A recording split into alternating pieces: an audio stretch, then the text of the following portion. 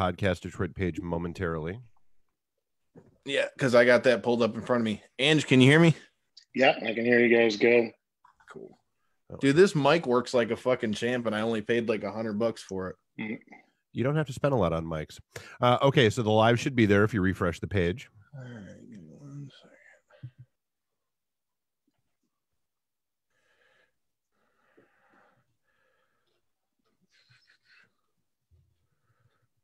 All righty, share.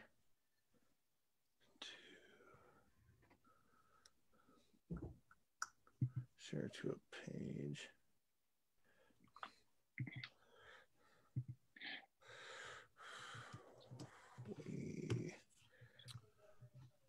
All right, well, too. While you're doing that, I'll drop your intro.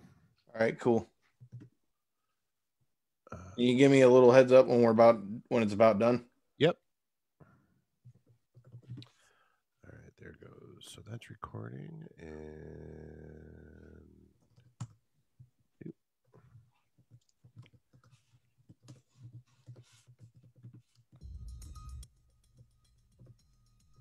Hey, Ange, it's going to be, I'm going to share it off the show page. So if you want to share it out, you can find it right on there. Okay.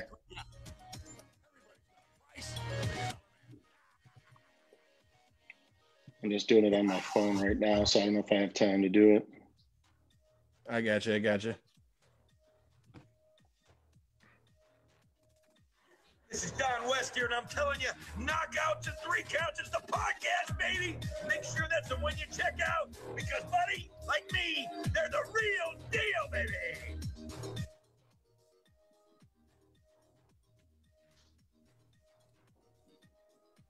All right, you got about 20.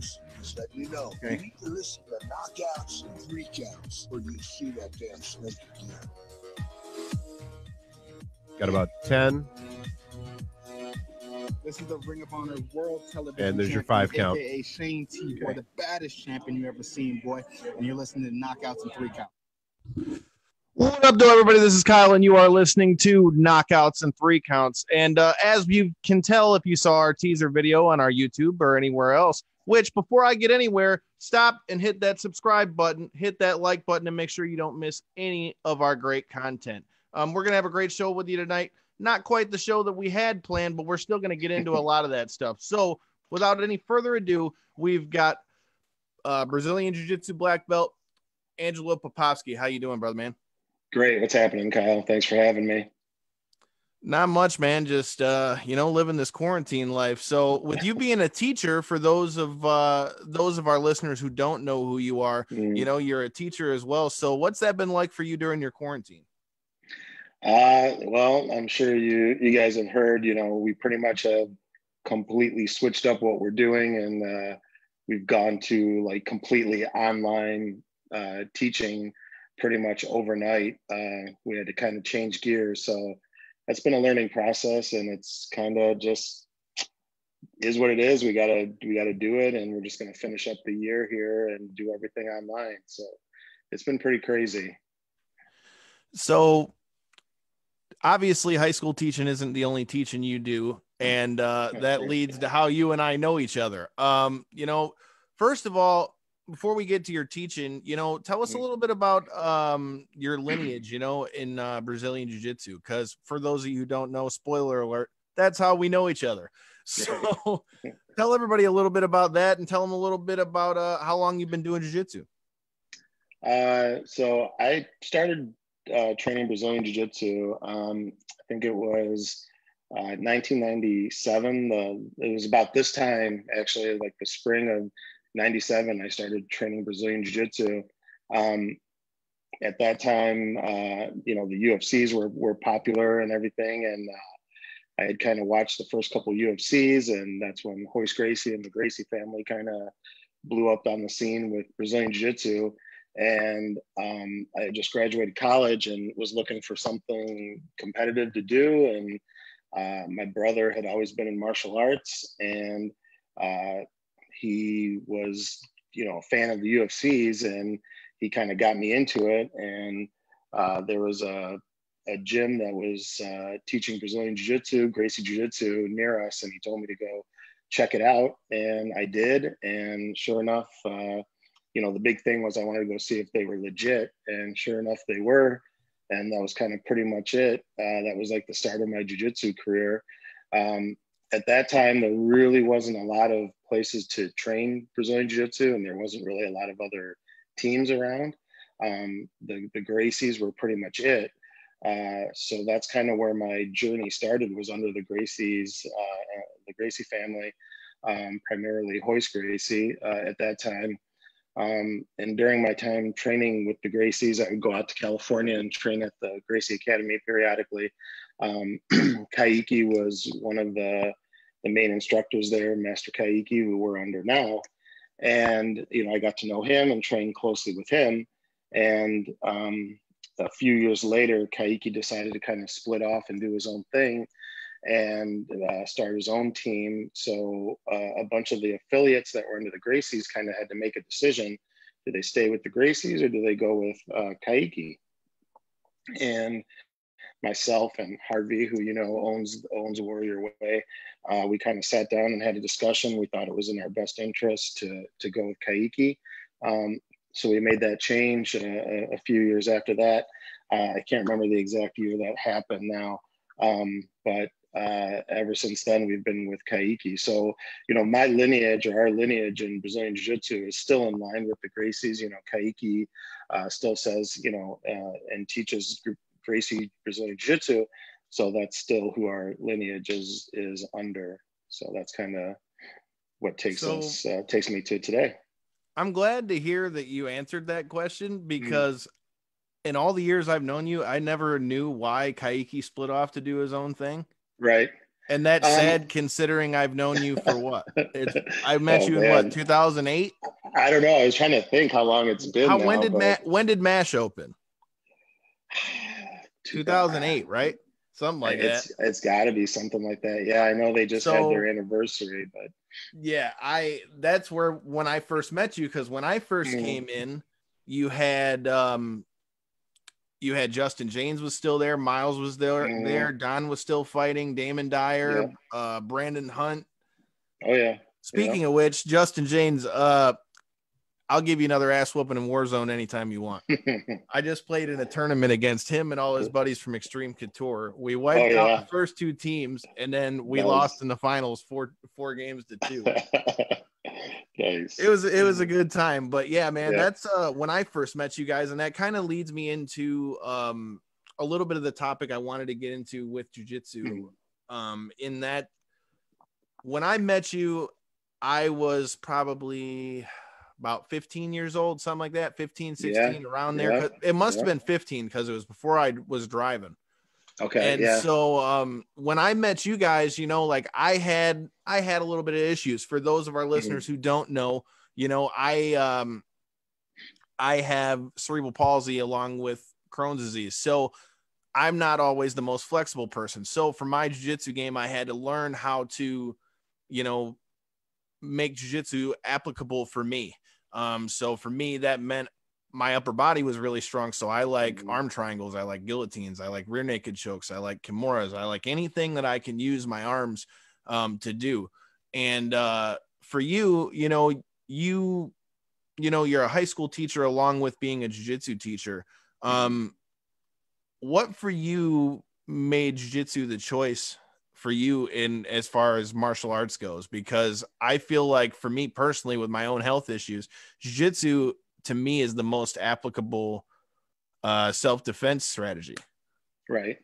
Yeah, it's kind of crazy. Like for me, it started off with just being something competitive to do. I played football, little league, all the way through college. And when I graduated college, like I instantly had nothing to do, like competitive wise, and I remember I graduated college and I had this idea that I was going to try to find an arena football team to try out for. Like I was just trying to find something to do to be competitive. And I was working out and I was trying to get bigger. I was bigger than I am now, but I still wasn't, like football big enough, I thought. So I was trying to get bigger.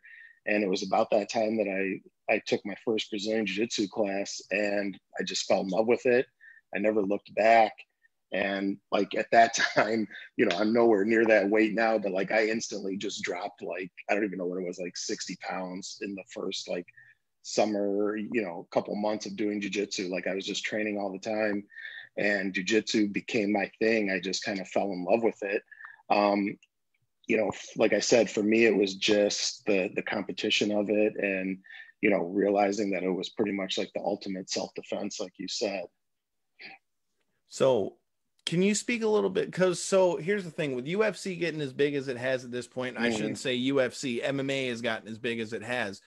I feel like a lot of people in 2020 think it's just as simple as you go into a gym, you train for 3 years and you get a black belt. Right. Can you tell us a little bit about, you know, your journey to black belt and some of the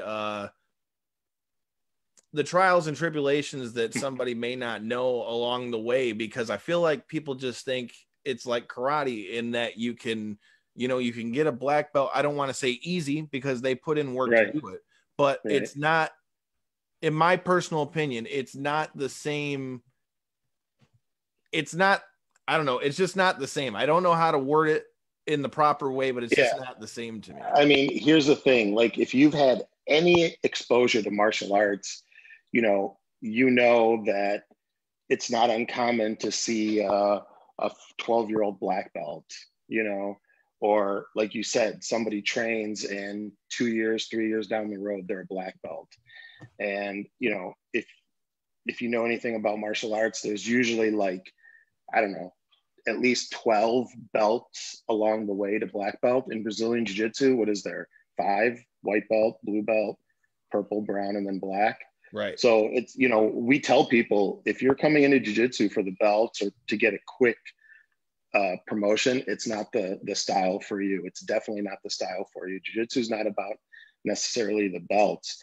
And, you know, I started at a time when the promotions in jiu-jitsu weren't as, I don't want to say structured, but there wasn't really like a system for promotions.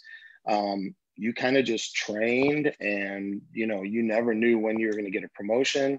We didn't really do a lot of stripes, especially like with white belts, you know, you just were training and then one day you would get your next belt. So, you know, trials and tribulations, one of the things was just the frustration of never knowing when you were going to get promoted. It was just kind of, it seemed random, you know. Nowadays we have a little bit more expectations for students. You know, we keep track of classes and there's a class count that gets involved with it.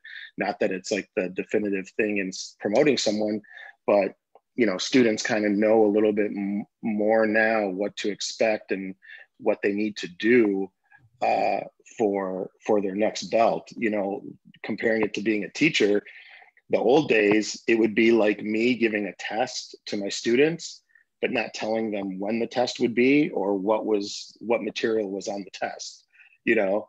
And now at least you can't do that, right? So, you know, you have to tell the student what they need to know, what the expectation is, and then they do their part of their job of showing up and putting the time in, and then that's kind of how the system should go.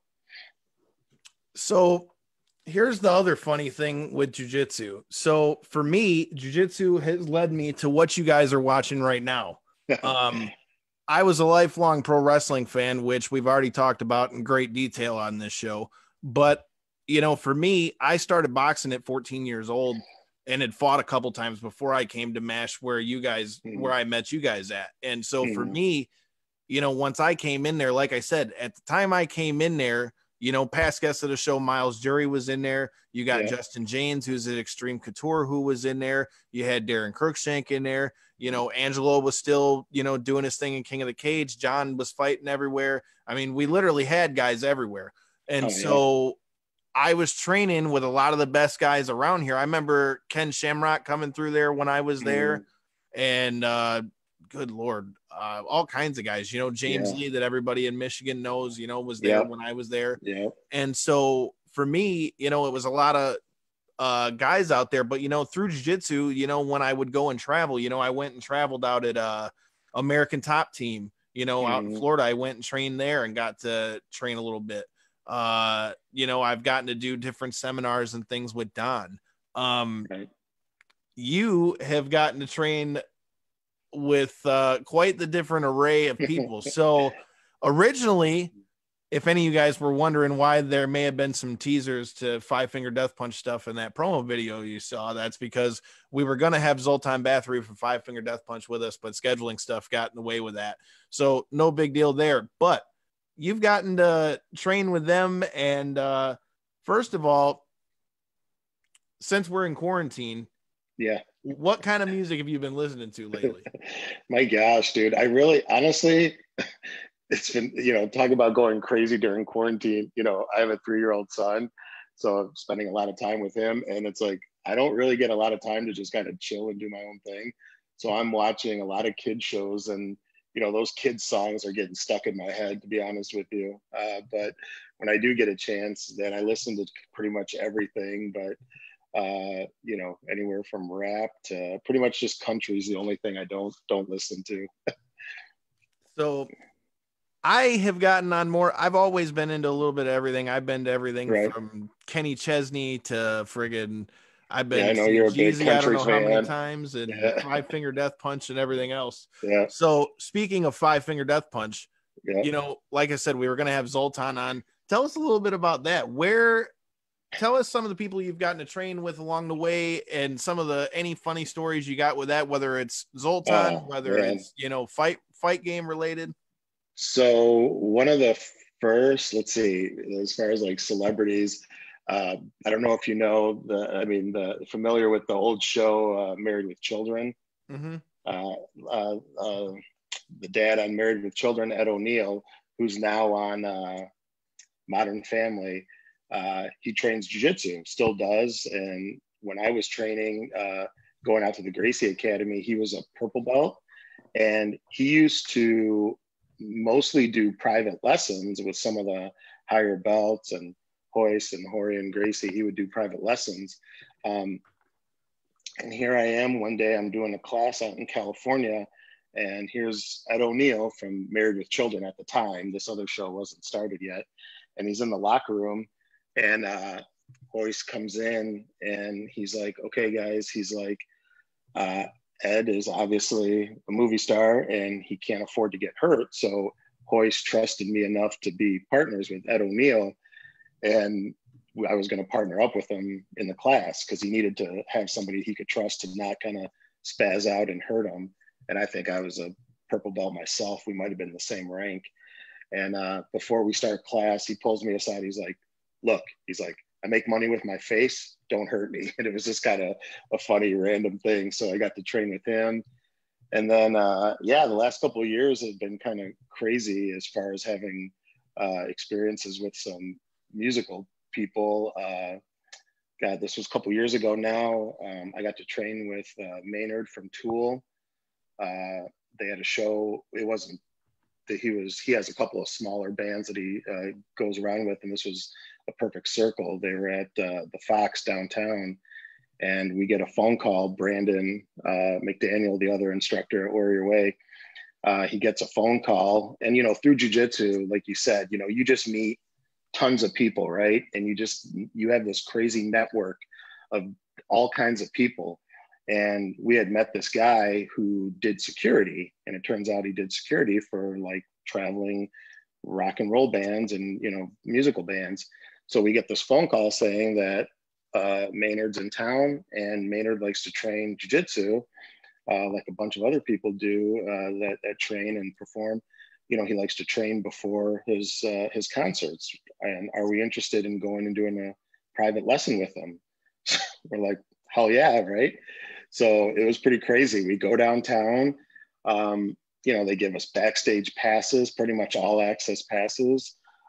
We go downstairs, they show us where to change. They have this private room with mats laid out.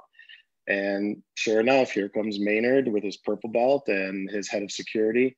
And we got to train for, a couple hours and just kind of shoot the shit, and gave us tickets to the show, like second row, third row seats. And it was phenomenal. It was an awesome experience. And then that was kind of like this connection for this podcast we were trying to make happen. Zoltan from Five Finger Death Punch. He's huge into jiu-jitsu and judo. I think he just got his purple belt in jiu-jitsu, and I think he's a brown or black belt in judo. He's really good in judo.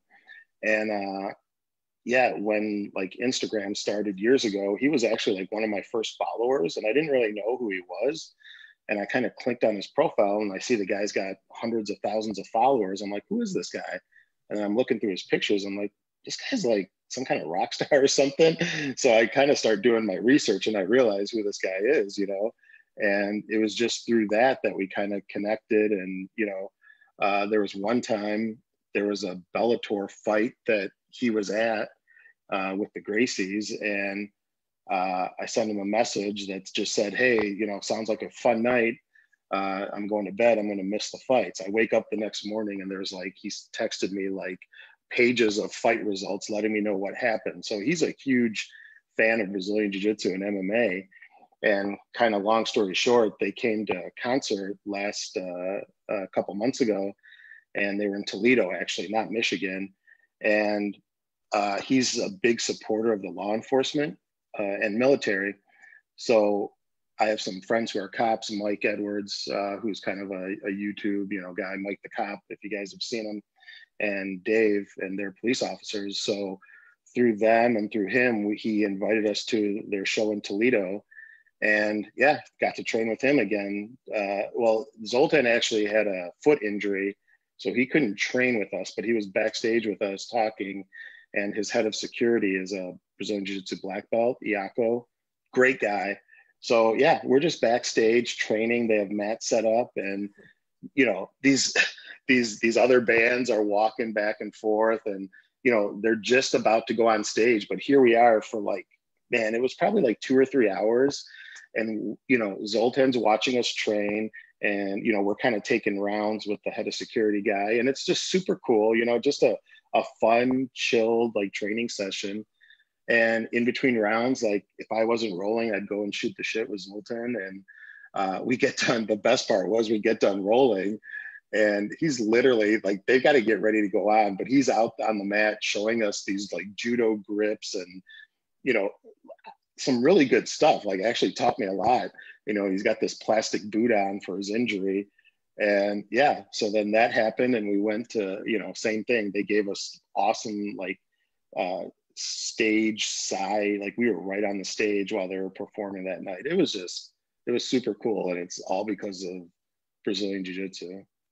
Hey man, Jiu-Jitsu has gotten to do some pretty cool things for me as well that you actually were part of. So another little peek behind the curtain for all of you guys who listen to us every week. You know, I mean, I've been working with kids with disabilities now for a long time now. I haven't got to do as much lately because adult problems, but you know, I've gotten to take some of the kids that I've gotten to work with and have them come train with us at MASH, you know, and Ange helped me out, you know, with a few kids in particular.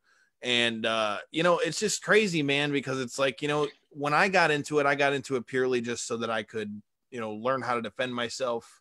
You know, at that point I already had been fighting, but when I originally got into, you know, any type of, you know, self-defense type thing, you know, it was just so that I could learn how to defend myself, you know, being a kid that had, you know, health issues and things like that.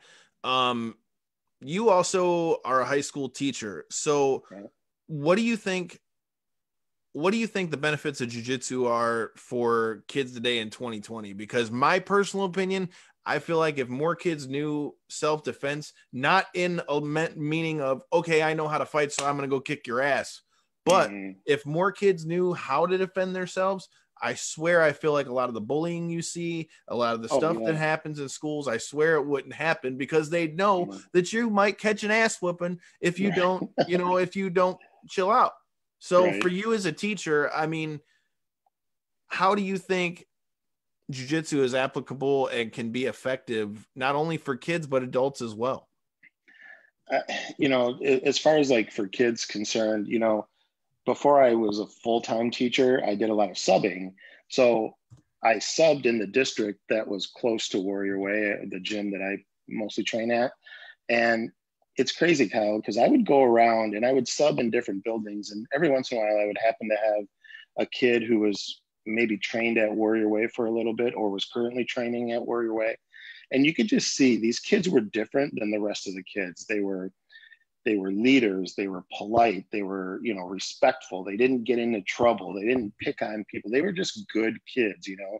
And you know, we talked about how Brazilian Jiu-Jitsu may not be like traditional martial arts in a lot of sense, but in that regard, I think it's very effective for teaching discipline, teaching respect. And, you know, like that's something that, you know, you like to hear, you hear people complain about like this generation a lot, right? But at the end of the day, like Brazilian Jiu-Jitsu especially, it's very humbling, it's very empowering at the same time, right? So as much as it gives you great confidence, like you said, you know, at any time, on any given day, you could catch an ass whooping in the gym, right? And there's nothing more humbling than that. So I think in that regards, for adults and kids in general, I mean, it's the ultimate stress relief. It's the, you know, like I said, when I first started training, I just immediately dropped like a ton of weight, and, you know, I wasn't working out at the gym. And, you know, you think about how much you miss jujitsu and training now because you can't, right? And it just gives you all this, like the stress relief and all the benefits that come with that. So I've had to be away from jiu-jitsu for quite a little while now because of work and all that kind of stuff, man. So it's been killing me because I liked jiu-jitsu just for the fact that, first of all, it's a full body workout for anybody that's never tried it. And they're like, oh, well, how's that going to help me with my fitness? Let me tell you, you will learn quick and in a hurry that if your sole plan is you're going to just go in there and muscle somebody around, it ain't going to work. I don't know if you remember if you remember like your first classes, but I do. And I remember having muscles hurt that I didn't even know were muscles, you know, for like, sure, dude. I mean, there was like, you know, the insides of your legs from trying to keep somebody in the guard. Like, what the hell was that? Like, I just remember having these injuries, or not injuries, but having sore muscles that I didn't even know could be sore. So for me, man, I'll never forget. So I was really sore because at the time I was doing jiu-jitsu, boxing, and then I do Muay Thai right after. Now, I said, I have cerebral palsy here. When I first came in, my legs were not exactly very flexible. So, I mean, dude, let me tell you, to throw a high kick was a son of a bitch. Now I can do that, but still, dude, throwing a high kick was a son of a bitch. And then after already having a triangle and all that. So I'll never forget the first tournament. I will never forget. And Todd, I know you're watching, so you'll know this story. Todd goes, yeah, I was a white belt at the time. And he goes, yeah, you should do a tournament. Yeah, sure. Whatever. I'm thinking, I mean, I'd already fought before. I figured it can't be no worse than a boxing fight. So I go and do it. The kid that I fought had the nastiest gi ever. I caught a staph infection from the kid. Like, I shit you not. It was so bad that I could smell it. Like, you know, the lines they got on the mat where you're I could smell them. And I'm like, well, I'm not going to forfeit. And we get to a point in the match, and he had caught me in a triangle. Now, for those of you who don't know, jiu-jitsu weight classes are a little different than an MMA weight class. Like, you have to weigh in right at 185, you know, if you're a middleweight for an MMA fight. But when it comes to jiu-jitsu, for me, mine was 141 to 155. So the kid that I went with, I still don't think he was 155, but he had me in a triangle, and I could not get out. And I just, like, I don't know what happened, but I stood up, and I stood up completely from flat on my stomach with him and just power bombed, dude. And his head bounced off the mat, and the ref like stopped and was like, oh shit. He's like, do that again, you're disqualified. I was like, hey, dude. Oh, he let you away with it the first time? That was the first time I did it. Like, I was about to go out, and I'm like, well, I'm not going out like that. And I've never, that poor kid's head bounced off the mat. But that brings me to my next point. So we talked about how you got into jiu-jitsu and all that kind of stuff. But you also had a long career in MMA, fighting for King of the Cage and XCC and a lot of the other promotions around here in Michigan, and a lot of the a lot of the old days back when it was friggin' the wild, wild west Oh of yeah. Michigan MMA, man. So tell me, that had to cause some interesting situations for you being a teacher and all that. Tell me a little bit about that. Were there any stories that stick out, or did any of your students ever show up to any of your fights? Yeah, well, kind of, yeah. So, I mean, originally when I started fighting, it was never really an issue because you talk about like the Wild West days. There were no fights in Michigan. I had to drive all the way down to Indiana. Like when I say Indiana, I mean the southernmost point of Indiana. If you look at a map, we were at the very southern point. Literally, if you crossed a bridge, you were in Kentucky. That's how far south, and I'm not even joking, that's how far south in Indiana we were. That's where I had to go to find the nearest MMA fights. And back then, like nobody knew what it was. And you would explain it to people and they were like, is that like professional wrestling? And I would just say, yeah, it's just, it was too difficult to explain it. So, nobody really ever kind of knew what was going on. But when I started fighting for King of the Cage, I wasn't full-time teaching yet. I was subbing. No, I'm sorry. I was student teaching, which is kind of the last thing right before you start teaching, like officially, right?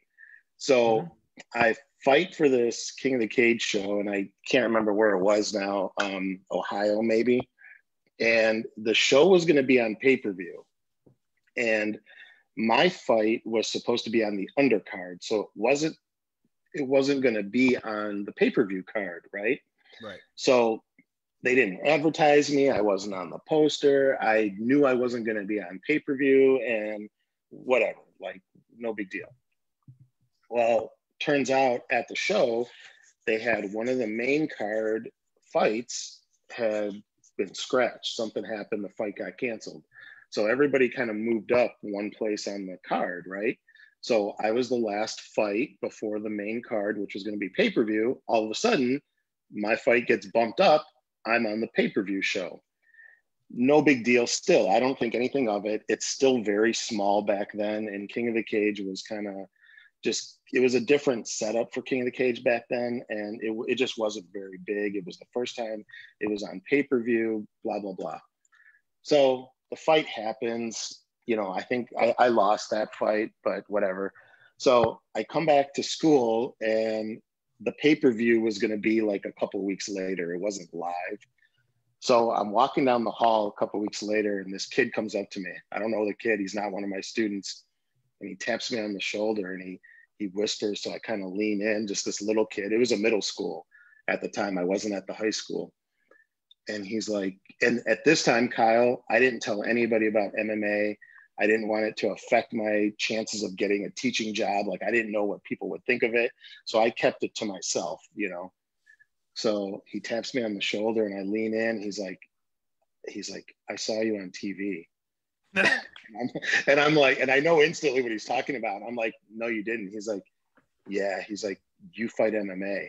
And I instantly kind of panicked. Cause like I said, for just whatever reason, I just didn't want anybody to know or get the wrong idea about me, And I'm like, no, I don't. He's like, yeah, you do. He's like, my brother's an MMA fan and he had friends over and they were watching the show. He's like, I saw you. And it was that moment and it was gone. Everybody knew about me fighting. Everybody started Google searching me and stuff. So it became like the school, whatever, school legend or whatever. So did the school ever give you grief with it? No, absolutely not. It was just, at that time, like I said, I was trying to get a job, permanent job. And I was still a student teacher. So I just didn't want anybody to get the wrong idea. I obviously I treat myself or present myself very professionally at school and as a jiu-jitsu instructor. And I just didn't want anybody to get the wrong idea because back then, like I said, it wasn't mainstream, right? So I just didn't want to have any conversations where I had to explain it and how do I justify being a teacher when I beat people up or get beat up myself. So I just didn't want any weird stuff. But I mean, it ended up just being more funny than anything else. And the teachers would give me, bust my balls about it. And the principal, it was fine. And it actually became kind of a cool thing to kind of connect with the students and a lot of parents as well. I can't tell you how many times I'd sit down at parent teacher conferences and the dad just wants to talk about MMA the whole time and not about their kid in my class. So it just kind of ended up being a funny thing to be a part of my life as a teacher. See, I can only imagine, because it's funny. For me, like I said, I went from being the kid who was always getting picked on to being the kid who I didn't go picking, like, take that back. At first, I went and started picking fights just because I wanted it known to leave me the fuck alone. Right. Hey. After that, I didn't want no problems, because, like you said, you know, jiu-jitsu teaches you really quick and in a hurry that, look, dude, you can go in there and get your ass whooped. Like, for me, I had a guy come in the gym, and Ethan Jordan, if you check this out, you'll know, because I'll never forget this. So we had a guy come in to MASH one day. It was one of the noon classes, and dude comes in and he goes, he said that he was ex-Navy or some branch of the military, and that he knew capoeira and he knew all this other shit. And the guy outweighed me by a bunch, but he had got on top. He was in side control, and he's like, you can tell he's trying to like big body me. And at this point, I had 3 stripes on my blue belt, maybe 4 stripes on my blue belt.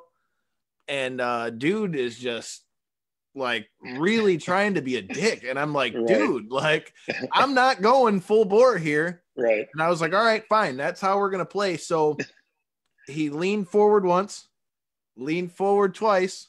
On the third one, I rolled him. And as I rolled him, I went right into an arm triangle, and he tapped before I ever squeezed. Yeah. And that's all it takes, right? And Ethan comes in. He goes, "That's what the fuck I'm talking about." He was because he watched the whole thing, and like you can tell the guy was clearly trying to be like a jerk about it. Right. And it's like, that's the funny thing, because like once I kind of knew, and then people knew, like after I'd gotten a few fights, more so once people knew. Then it became, at least when I was in high school, I don't know how much they do it now, but I mean, hell, you still see it all over YouTube, where people would meet up and just box. And like, like, they still, oh, well, Kyle, you train. Why don't you fight? So like, dude, like, no, like, no. The longer you train, the less you want to do that. You know, I'll admit, when I first started training, or, you know, as a blue belt, like, you kind of wonder, like, I want to see if this stuff works. Right. And you just get to a point where you know what you can do. And I remember, God, I was probably a purple belt. I don't even remember, but it was when I lived in Royal Oak, and we were out at the bars and walking on the street, and somebody bumped into me and, you know, told me to get out of his way. And I just kind of leaned back or looked back. I'm like, dude, what's your problem? You know? And he started mouthing off, and that would have been my chance right there to like test it out. Right. But it's like, you realize that it's a joke, and I kind of just laughed it off, and I'm like, all right, buddy, you're a tough guy, and just turned around and walked away. And all my friends were like, dude, why didn't you like jiu-jitsu him? You know, that's what they would always say. And you can't even explain. Yeah, you know, right? Why don't you jiu-jitsu him? And I'm just like, it's not even worth it, you know? And yeah, it's just, the more you know, the more you realize you don't need to prove it, show it, or do it. It's amazing how jiu-jitsu changes your attitude towards that stuff. So my question to you is, obviously, you know, you've been around the game for quite a long time. I mean, hell, at this point, I've been around the game for a very long time. Exactly. Yeah, exactly. But I mean, when you started, you know, like I said, it was the Wild West of MMA, and even in jiu-jitsu, you didn't have, you know, a lot of people talking about jiu-jitsu back then. Right. Where now I feel like, and especially here in Michigan, I feel like Michigan was kind of overlooked. I mean, same thing in boxing. Yeah. People knew that they came from, people knew that, you know, we had Kronk and things like that for boxing. Right. But other than that, I mean, Detroit wasn't exactly looked at like a hot spot. And now, I mean, as far as jiu-jitsu, I mean, you've had guys that we've trained with either when they started or in the past, whether it be guys like Garmo, who's went and trained everywhere and competed in all the tournaments. You got Miles, who's went out and fought in the UFC and Bellator and all that stuff. You know, Hootie's trained all over the place and competed all over the place. I mean, granted, a lot of these guys aren't with us anymore, but I mean, just the growth of Michigan jiu-jitsu For even sure. the time For I've sure. been in it, is huge. Yeah. Yeah.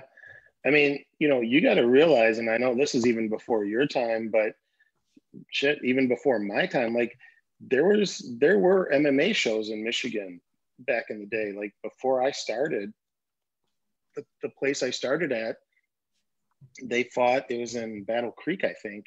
There was an MMA show back then. And in the early days of the UFC, one of the biggest UFCs for attendance was in Detroit. And, Michigan has kind of been there. And, like you said, for jiu-jitsu, for this region, I think Michigan is pretty like packed with jiu-jitsu talent, competitors, and, black belts. And yeah, it's kind of a hidden spot, I think, in the jiu-jitsu community.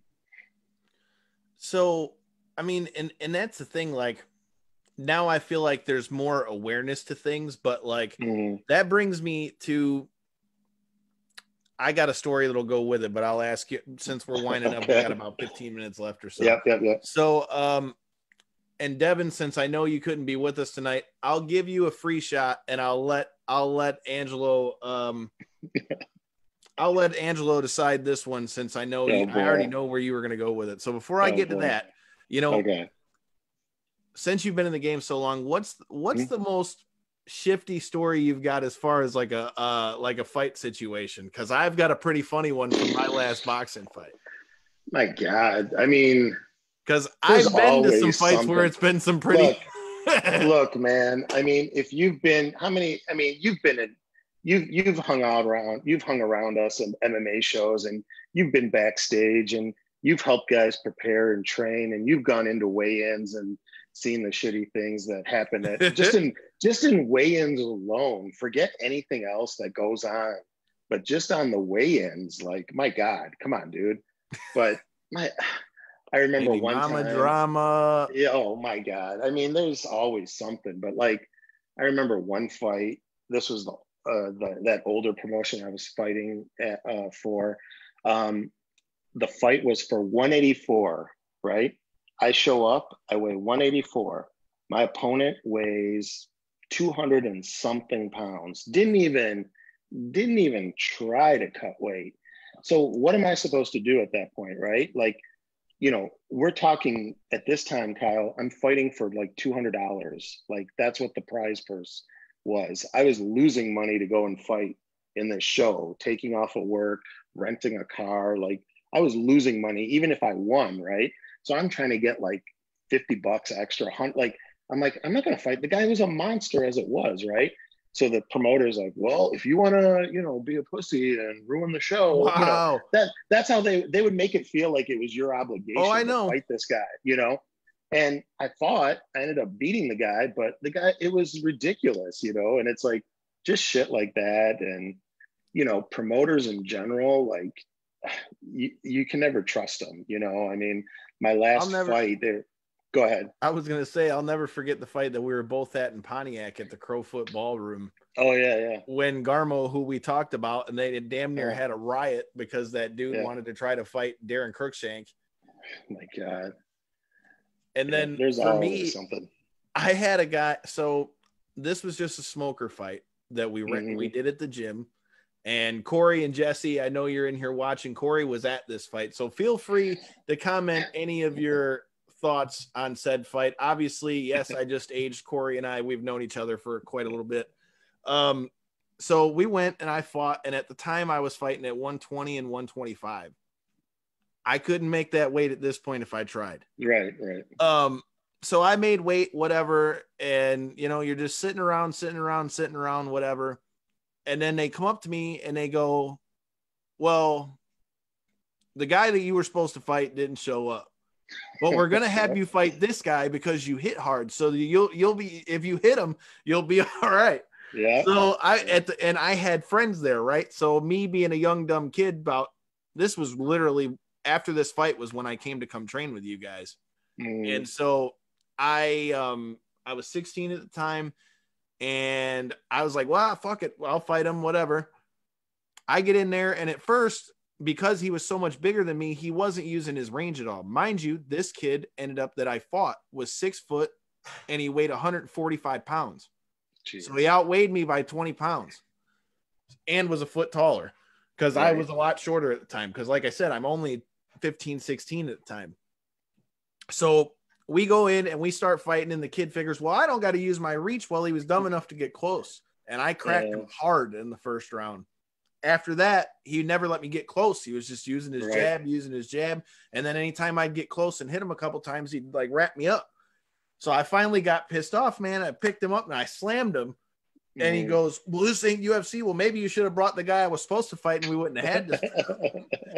That was the kind of shit that used to happen that like people see all the stuff they see on TV and they don't know what all these guys have gone into before you get to that point. Because I remember Tony Hervey was the first person I sparred with at MASH the night I got there.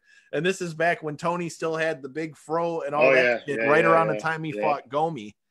Yeah. So like, you know, it's just funny because it's shit that like nobody knows. And then like, you know, now, like you said, I'm at a point where like, if it's not a jiu-jitsu tournament or like something to that ilk, I really could care less to fight anybody at this point. I don't know. I had a fight a couple years ago. I tried to do one last fight. You know, I'm 46. I'm 46 now, dude. Right. You know, so I'm like, I just wanted to give it one last shot. Just, you know, you always want to fight. And yeah, you know, they're trying to find somebody for me. Cause look, obviously I'm not trying to fight some 23-year-old, you know, monster. So try to find somebody my age, you know, blah, blah, blah. They had one guy. And funny thing is, I was actually, I should have told this story, but whatever. I was supposed to fight this guy years ago. And he ended up no-showing like pretty much the day of the fight. And so they find him years later. We're supposed to fight again. And I told the promoter, I said, you better make sure because this guy's known for not showing up. And it was just all kinds of shady shit. You know, they were supposed to find somebody my age. They ended up finding this younger guy and whatever, it is what it is. But, you know, they had promised me to a bunch of people across the state. I saw one guy at a tournament who starts talking shit to me, saying I'm ducking him. And I'm like, I don't even know who you are. He's like, yeah, you're too scared to fight me at King of the Cage. And I'm like, dude, what are you talking about? He's like, yeah, they told me I was going to fight you and you never took the fight. I'm like, bro, I don't even know who the hell you are. So I knew the promoter for this particular King of the Cage show. And I'm like, what the fuck are you doing? Like, you know, and that's what they do. They just play. And it's like, they play like you one said, against the other, man. Yeah. And then the worst of it is, it's like I can never be more grateful that I did find boxing and things like that. But I'll never forget, dude. People don't know how big of a letdown it is. I remember I traveled out to 59 West one time to fight. Got all the way there. Won't go into the story of what happened because it was some bullshit. But yeah, went and did that, did all your medicals, did all that. Yeah, you're not fighting. It's like, oh, yeah. Oh, yeah. Like, I've seen that. Yeah. Like, fuck, man. Like, and it's you know, like, I didn't even care enough about it to do it back then, let alone now. And it's like you said, I'll do a jiu-jitsu tournament any day of the week, but MMA, like, I don't know. That's a short-lived career, as it should be, I think. Well, Ange, we're getting down to the end of our time here. Right, you know, let everybody know where they can find you on social media and all that good stuff. And hey, if you're looking to do some jiu-jitsu, check out Warrior Way Martial Arts, check out Mash Gym. Hey, I've been training there for years. They probably got some dumbass stories they can tell you to embarrass me. And here you go, Devin. Here's your last shot. Are there any stories you've got of all the years of training with me that you can remember? Because Devin was raring trying to get you to embarrass the shit out of me on here, but you lost your chance, asshole. Man, no, you were always a respectful kid and just eager to learn. I mean, I remember this, and this is what I mean. I take it you should take it as a compliment, but you used to get so frustrated when you couldn't do something, you know? And I remember just having to tell you, like, this is the thing about jiu-jitsu. You can always make it work for you, you know? And you used to just get so frustrated when you couldn't do something, but you would always you would catch your breath kind of and come back and do it. And you stuck with it, obviously, you know, and you never quit. So I don't really have anything embarrassing to say about you, man. Yeah. Yes. Just Devin. Yeah. No, man. No, that was, I always respected the way you would always come in and you busted through. People with, twice the ability, that you have quit a lot sooner. And it says a lot about you, how much you've done with jiu-jitsu and how you give back to people. I just think that's awesome. And, that's what jiu-jitsu is all about. And it's guys like you that we want to have at the gym every day of the week. Hey, I appreciate that, man, because I mean, like I said, it definitely presented a hard time with some things, but it's funny though, because I feel like later on, I feel like that opened up more doors where I know there were multiple times where you were teaching where I'd catch somebody when we were rolling. And I don't know if maybe I got tired and they thought, okay, we're going to run right through, but it's like, all right, dude, that's how we're going to run this. That's how things are going to go, man. So that's all you can do. Hey man, it's been a good time. And like I said, let them know where they can find you on social media, all that good stuff. And like I said, man, if you guys are looking to train at all, Mass Gym, Warrior Way, that's the way to go. And if you haven't done so already, hit that link right corner, hit the subscribe button. We've got plenty of good stuff coming to you. There's interviews with DDP, Excalibur, all that stuff. And make sure you check out Angelo on Instagram as well. Thanks, Kyle. Warrior Way Martial Arts on Facebook and Instagram, and that's where we're at. Hey, man. And with that being said, make sure you're following the show at KO3C Pod. Go to KO3CPod.com. You can find all of our past episodes. We got Booker T, Bruce Pritchard, Eric Bischoff, Sam Alvey, Miles Jury. We've got, look, you already know the deal. If you're watching, you already know what's up. And those of you who don't, get with the program. Till next week. Peace.